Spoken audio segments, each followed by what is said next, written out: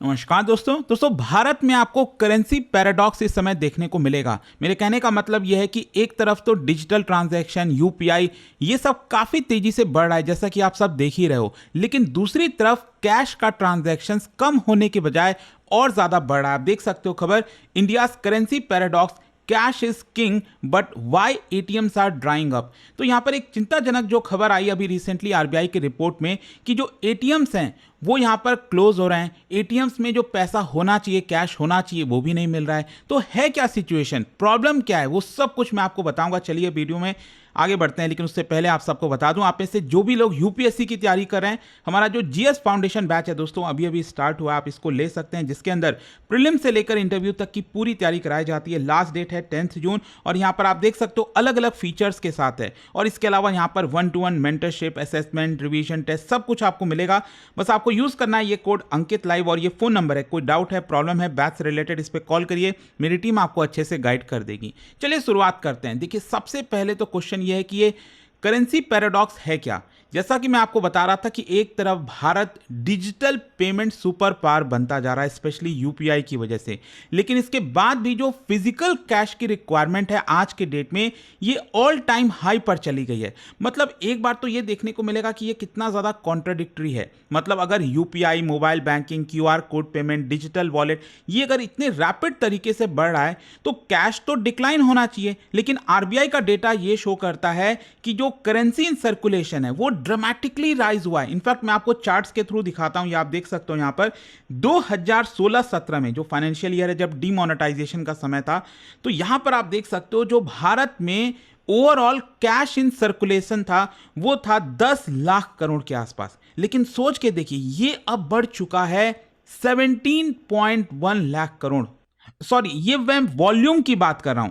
मतलब कि जो टोटल नंबर ऑफ नोट्स होते हैं ना, ये 10 हजार करोड़ नोट्स थे, जो बढ़कर हो गए 17 हजार करोड़ नोट्स। लेकिन अगर आप वैल्यू की बात करेंगे तो वैल्यू उस समय था 13 लाख करोड़ का, जो कैश इन सर्कुलेशन था, ये बढ़कर हो गया 41 lakh crore, which is huge amount. कहां 13 लाख करोड़ था और अब 41 लाख करोड़ यहां पर हो गया है। इसी की वजह से जो आरबीआई का डेटा है उसमें पता चलता है कि जो कैश है वो अभी भी हमारे इकोनॉमिक एक्टिविटी में काफी ज्यादा डीप है। एटीएम विड्रॉल्स दूसरी तरफ कम हो रहे हैं, एटीएम नंबर्स लगातार डिक्लाइन हो रहे हैं, लेकिन उसके बावजूद भी जो है कैश की डिमांड है लगातार बढ़ते जा रही है। इसी को भारत का करेंसी पैराडॉक्स बोला जा रहा है। खैर यहां पर मैंने बार बार बात की आपसे कैश इन सर्कुलेशन के बारे में। ये सर्कुलेशन मतलब करेंसी इन सर्कुलेशन ये होता क्या है। देखिए क्या है ना कि जो टोटल करेंसी है जो आरबीआई जारी करती है उसमें से आप वो करेंसी को माइनस कर दो जो आरबीआई की तिजोरी में रखे हुए हैं और जो बैंक्स के पास रखे हुए हैं। मतलब जैसे फॉर एग्जांपल 10 रुपए का नोट, 20 रुपए, 50 रुपए, जितने भी नोट्स हैं वो सब आपको काउंट कर सकते हो। एंड एसेंशियली आप ये कह सकते हैं कि जो फिजिकल मनी है इस समय हाउस होल्ड्स के पास, बिजनेसेस के पास, ट्रेडर्स के पास, फार्मर्स के पास, इंस्टीट्यूशंस के पास, उन सबको कैलकुलेट करके हम कहते हैं करेंसी इन सर्कुलेशन। यहां पर किसको हटाना है, हम किसको काउंट नहीं करेंगे, जो आरबीआई की तिजोरी में रखा हुआ और बैंकों के पास रखा हुआ है। अच्छा, यहां पर भारत में जो cash in circulation, currency in circulation, ये लगभग आपको 13 लाख करोड़ के आसपास, जो मैंने आपको बताया कि ये था आपका, जो कि बढ़कर हो गया 41 lakh crore, which is 3 times more, 3 गुना ज्यादा 10 साल के अंदर अंदर, जो कि काफी मायने रखता है। अब क्वेश्चन यहां पर यह आता है कि कैश इतना ग्रो क्यों कर रहा है डिस्पाइट यूपीआई।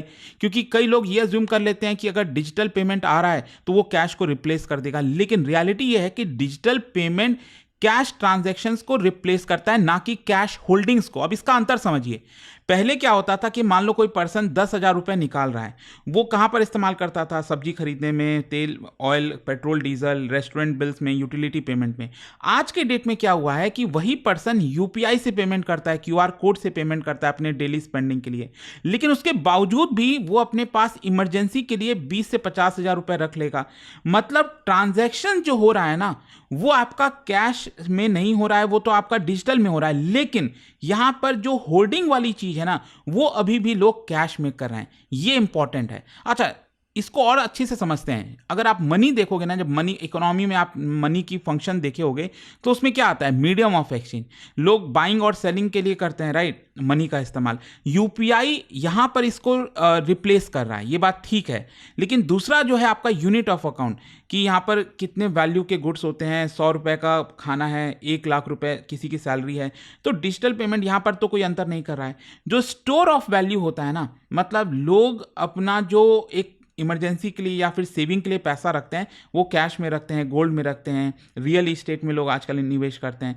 तो यहाँ पर करेंसी इन सर्कुलेशन लगातार बढ़ रहा है, क्योंकि लोग वेल्थ जो है कैश के फॉर्म में जमा करने लग गए हैं। अच्छा, यहाँ पर एक और चीज़ समझिए, भारत अभी भी कैश क्यों प्रेफर कर रहा है? एक तो साइकोलॉजिकल सिक्योरिटी, मतलब कई लोग सोच रहे होंगे भाई देखो, जिसके पास पूरा वाइट का पैसा हो सकता है वो काफ़ी कम कैश घर पे रखता हो, लेकिन यहाँ पर साइकोलॉजिकल सिक्योरिटी भी होती है कि यहाँ पर जो लोग हैं वो मनी इन हैंड को ज़्यादा भरोसा रखते हैं रैदर देन आपके डिजिटल में। मतलब स्क्रीन में आपको दिखा देगा कि भाई आपके पास 5 लाख रुपए है, लेकिन वही 5 लाख रुपए घर पे रहेंगे, वो आप उसको ज़्यादा तवज्जो दोगे। और स्पेशली एल्डरली पीपल, आपके घर में बूढ़े बुजुर्ग जो हैं वो उस पर ज़्यादा फोकस करते हैं, रूरल हाउस होल्ड्स में, स्मॉल ट्रेडर्स में।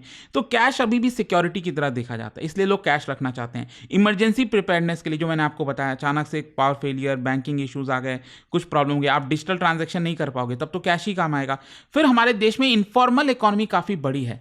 कैश डिपेंडेंट सेक्टर्स अगर आप देखोगे, agriculture, construction, small retail, transport, इन सब जगह पर आप देखिए यहाँ पर कैश में ही कई बार डीलिंग होती है। And millions of transactions banking channels के बाहर होते हैं। और इसके अलावा रूरल इंडिया की बात करें, ऑल्दो यूपीआई का पेनिट्रेशन रूरल इंडिया में भी हुआ है, लेकिन कई विलेजेस ऐसे हैं जहाँ पर नेटवर्क के इश्यूज हैं, स्मार्टफोन लिमिटेशन है, डिजिटल लिटरेसी कंस्ट्रेंट है, तो वहाँ पर अगेन कैश डोमिनेंट रखता है। और इसके अलावा यहाँ पर ब्लैक मनी तो है ही। अभी मैं वही देख रहा था सुबह सुबह कि जो उड़ीसा के इंजीनियर है, is under scanner because 2 crore रुपए कैश बरामद हुआ है। सोचिए, तो इतना मतलब करोड़ों रुपए लोगों के घर में मिल रहे हैं, और तो कितने होंगे अभी, तो कितना करप्शन होगा।